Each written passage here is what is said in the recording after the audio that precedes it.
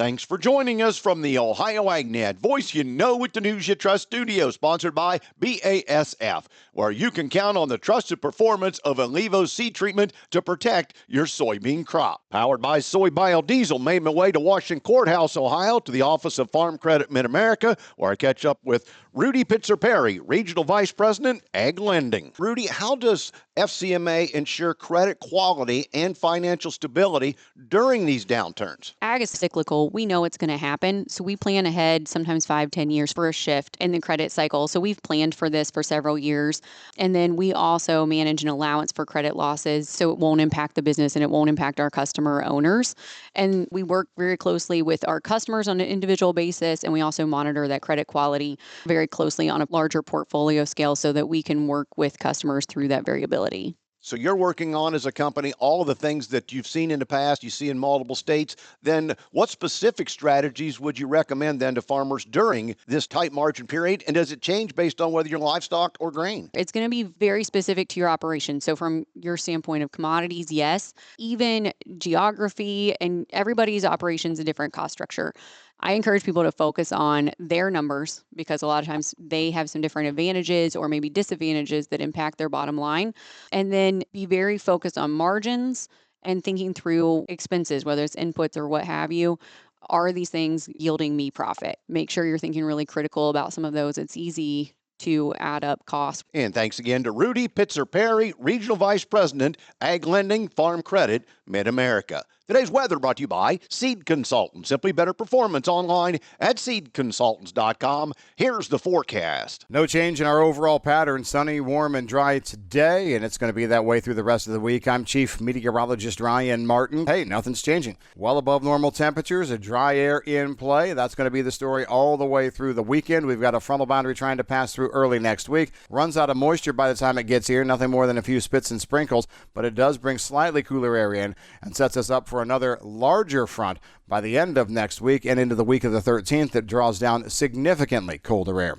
That's a look at your forecast update. I'm meteorologist Ryan Martin. And thanks, Ryan. Don't forget to join us on Thursday. We'll be with the folks at Heritage Cooperative for their FFA Day at the H-Plot, and that'll be held this time in Waterford, Ohio. And make sure you check it out online, Heritage Cooperative, on social media for more details. And just a reminder, the Jackson County Regional Livestock Market will have a bred cow sale Friday at 6 p.m. and a cattle sale on Saturday at 11 a.m. Details at jcrlm.com,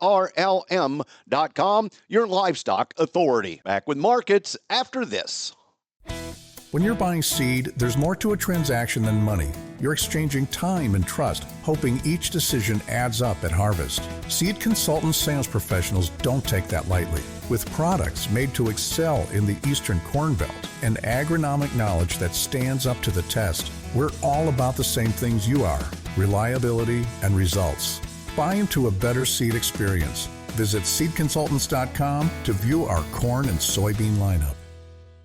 Time now for the Midday Market Analysis, provided by Leist Mercantile and sponsored by Brandt, helping growers take control for over 70 years. This is Ryan Metzger with Leist Mercantile, providing you with your USDA Crop Progress Report update for the week ending September 28th. The USDA reported that the national corn good to excellence was viewed at 66% good to excellence. We now have 95% of the corn crop dented, with 71% of it showing matured, and we are now 18% harvested. Ohio corn to excellence was viewed at 46% good to excellence. We have 96% of the crop dented, 62% of it showing matured, and we are 10% harvested. National soy good to excellence was viewed at 62% good to excellence, with 79% of the crop dropping leaves, and we are seeing nationally we are 19% harvested. Soybeans here in Ohio, our good to excellence was viewed at 40% good to excellent. 81% of the crop here is dropping leaves, and we are now 21% harvested here in Ohio.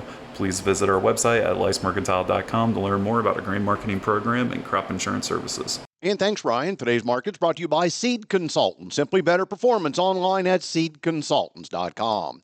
December corn down 3, make it 2 3/4 now at 4.18 3/4. March down 3 1/4 at 4.35 1/4. The November beans are down 5 at $10.05 1/2.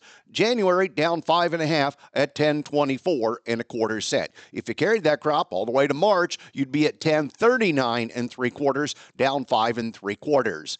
In wheat, if you're still having it, December's down 4 at 5.15 1/2. If not, July 26 wheat is 5.57, down 3 3/4. Carry it till next September, you're down 2 3/4 at 5.71 1/2. In livestock, October cattle down 70 cents at $230.62. The December's down 42 at $233.45. October lean hogs down 47 at $100.67. December down 12 cents at $90.22. Feeder cattle turned higher. November up 25 cents at $354.12. January up 42 cents at $347.77. Thanks for joining us from Farm Credit Mid-America at Washington Courthouse. This is the Ohio AgNet.